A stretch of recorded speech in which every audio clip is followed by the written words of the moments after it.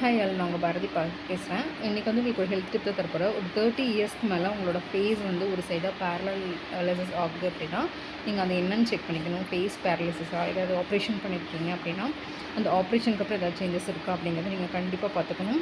So நம்ம எடுத்துக்கிற food மூலிமா வந்துட்டு நம்ம இந்த எல்லாத்தையுமே சரி பண்ணிக்கலாம். க்ரானிக் ஸ்ட்ரெஸ்ஸில் இருக்கிறோம் அப்படின்னா, தொடர்ந்து நம்ம கவலையாக இருக்கிறோம் அப்படின்னு இருந்துச்சு அப்படின்னா, நம்மளோட மசில் வந்து ரொம்ப டயர்ட் ஆகிடுமா.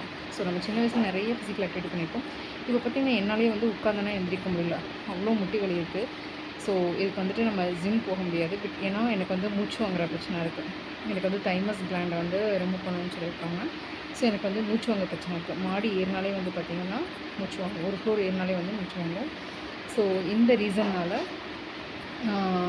இப்போ நான் ஏதாவது பெருசாக ஒர்க் அவுட் பண்ணணும், ஹெவி ஒர்க் அவுட் பண்ணணும் அப்படின்னா மூச்சு வாங்க ஆரம்பிச்சிருது. ஸோ இந்த 3 இயர்ஸாக தான் இந்த ப்ராப்ளம்ஸ் எனக்கு இருந்துகிட்ருக்கு. ஸோ எங்களுக்கு வந்து இந்த ப்ராப்ளம்ஸ் எல்லாம் இல்லை அப்படின்னா, ஃபிசிக்கல் ஆக்டிவிட்டீஸ் நிறையா பண்ணிங்க அப்படின்னா நீங்கள் நிறையா நீங்கள் வந்து ஃப்ரெஷ்ஷாக வச்சுக்கலாம் உங்களை. அண்டு நிறையா என்ன சொல்கிறது, சாஃப்ட் ட்ரிங்க்ஸ் நிறையா எடுக்கவே கூடாது.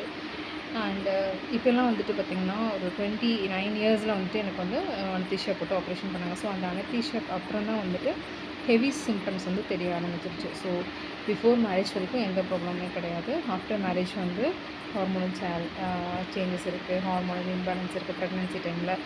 ஸோ நம்மளோட சத்துக்கள், கால்சியம், அயன் எல்லாமே வந்துட்டு நம்ம பேபிக்காக க்ரோ போகுது. அப்படிங்கிறதுனால நம்மளோட ஹெல்த்தில் வந்துட்டு நிறைய சேஞ்சஸ் இருக்கும். ஸோ இந்த சேஞ்சஸ் எல்லாமே வந்துட்டு நம்மளை டேக் கேர் பண்ணிக்கிறது மூலிமா மட்டும்தான் நம்ம வந்து நம்மளை திருப்பி நம்ம வந்து ஹெல்த் வந்து ரிவர்ஸ் பண்ணி கொண்டு முடியும். Reverse your health is must important at 36. இப்போ நமக்கு 36 ஆகிடுச்சு அப்படிங்கும்போது ஒன்றுமே இல்லை, ரொம்ப உட்காந்து எந்திரிக்க முடியல, பிள்ளையார் கோயிலில் போய் தோப்புக்கரம் போட முடியல. ஸோ இந்த சுச்சுவேஷன் எல்லாமே நீங்கள் க்ராஸ் பண்ணி வர வேண்டியிருக்கும். ஸோ இதுக்காக நீங்கள் வந்துட்டு ஜிம் போக முடியல அப்படின்னா, நான் என்ன பிளான் பண்ணியிருக்கேன் அப்படின்னா, ஃபன் டான்ஸ் கிளாஸஸ் தான் இப்போ ட்ரெண்டிங் ஆகிட்ருக்கு இல்லைங்களா உமன்ஸுக்கு. ஸோ அந்த மாதிரி நான் போகலான்னு பிளான் பண்ணிகிட்ருக்கேன். ஏன்னா நம்ம வந்துட்டு தோட்டத்து வேலையெல்லாம் இப்போ செய்கிறது கிடையாது.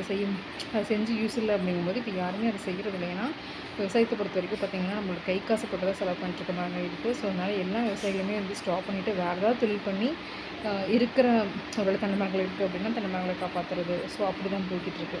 தென்னை மரத்துக்குமே பார்த்திங்கன்னா அதில் இருக்கிற அவுட்புட்டுக்கு நாங்கள் போடுற இன்புட்டுக்கும் வந்துட்டு மேட்சே இருக்காது.